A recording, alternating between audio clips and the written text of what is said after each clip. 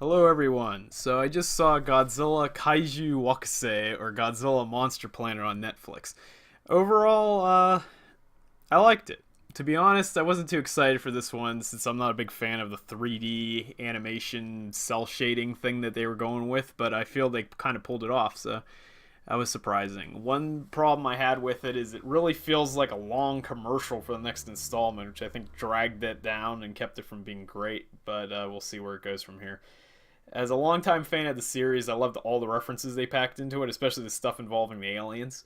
If you're a fan of the Showa series, which is the Godzilla series from the 50s to the 70s, you'll know that throughout the 60s and 70s, Godzilla battled monsters from outer space frequently, and they were usually controlled by alien races. In this one, we get a race called the Exif, that are essentially the aliens from Planet X. We get some background that they brainwashed humanity with their cult religion, which I thought was an interesting take on that story. They also talk about witnessing numerous planets being destroyed in the past, which is kind of a callback to the Venusians, or the Martians in the English dub, in Ghidorah the Three-Headed Monster. They also mention that these planets were destroyed by monsters like Godzilla, so either there's a confirmation that Godzilla is extraterrestrial in origin in this one, or it could be alluding to other kaiju such as King Ghidorah and Space Godzilla, which are both rumored to be in the sequels. The other alien race is based off the aliens from the third planet from the black hole, which was always a mouthful. Uh, Fans will recall that was the species that built Mechagodzilla in the original series, and that's pretty much what they do in this film too. Unfortunately, we don't get to see Mechagodzilla in action, but I think they're kind of saving him for the sequel, so that'll be cool. Another nice nod that we got was the inclusion of some obscure kaiju at the very beginning, like really unusual kaiju like Kamacuras and Orga and Degarla and some other ones, and none of those have really been in much since their debut films, so I thought that was pretty cool.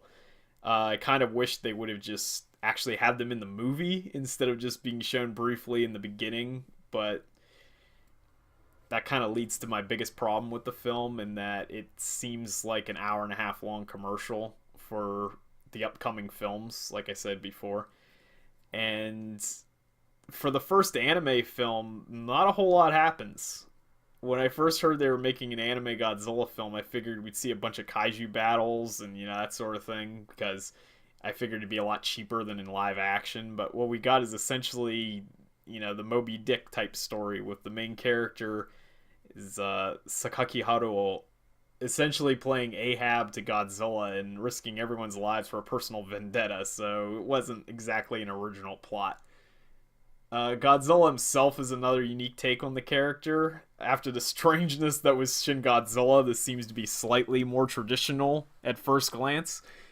However, this Godzilla is anything but normal. He's basically a plant-animal hybrid that features machine-like qualities like electromagnetic shields and whatnot to protect itself, and it's seemingly capable of creating an entire ecosystem, so yeah, it's definitely different.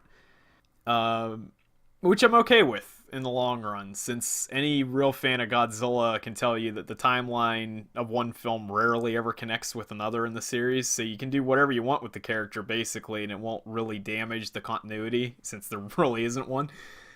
I also really liked the futuristic sci-fi setting and thought that was an interesting direction for the series to go. And overall, like I said, I liked it. It wasn't great, but I think it was a pretty solid start to a proposed trilogy of films, and I'm interested in seeing where the series goes from here.